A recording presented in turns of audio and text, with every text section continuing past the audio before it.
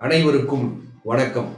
இப்போதுதான் யாரும் சாதி பார்ப்பதில்லையே, இப்போதுதான் யாரும் கக்கத்தில் துண்டை வைத்துக் கொண்டு திரிவதில்லையே, இப்போதுதான் யாரும் காலில் செருப்பணியாமல் இருப்பதில்லையே, இப்போதுதான் யாரும் இன்ன தெருவுக்குள் நுழையக்கூடாது என்கின்ற நியதி இல்லையே, இப்போதுதான் யாரும் தன் பெயருக்கு பின்னால் சாதி அடையாளத்தை போட்டுக்கொள்வதில்லையே, இப்போதுதான் யாரும் பள்ளியில் நீ என்ன சாதி என்று கேட்டு பக்கத்தில் உட்கார வைப்பதில்லையே, இன்னும் ஏன் நீங்கள் பெரியாரை தூக்கி பிடித்துக் கொண்டே இருக்கிறீர்கள் என்று சிலர் கேட்கிறார்கள்.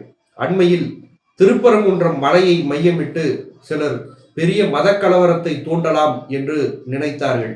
இந்துக்களுக்கும் இஸ்லாமியர்களுக்குமான மத பிரச்சனையை அங்கே ஏற்படுத்தலாம் என்று எத்தனித்தார்கள்.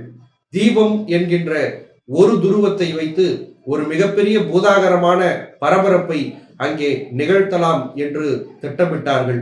அதற்கு நீதிமன்றங்களும் நீதிபதிகளும் கூட அவர்களுக்கு துணை போனார்கள். ஆனால் அவர்களின் பருப்பு இங்கு வேகவே இல்லை. அவர்களின் சித்து விளையாட்டு இங்கு நிறைவேறவே இல்லை. காரணம் என்ன? பெரியார் அன்றைக்கு ஏற்றி வைத்த பெருநெருப்பு இன்றைக்கும் எரிந்து கொண்டே இருக்கிறது என்று பொருள். பெரியார் வழியில் வந்த வழித்தோன்றல்கள் இது மாதிரியான சனாதன சக்திகளின் வேலைகளை தமிழ்நாட்டில் காலூன்ற விடாமல் பாதுகாக்கிறார்கள் என்று பொருள். பெரியார் ஏன் இன்னும் தேவைப்படுகிறார்?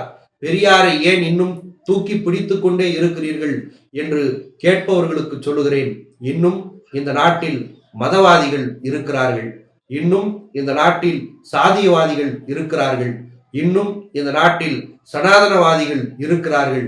அவர்களின் கடைசி உயிரினம் இருக்கிற வரை இந்த நாட்டில், தமிழ்நாட்டில் பெரியார் தேவைப்பட்டு கொண்டே இருப்பார்.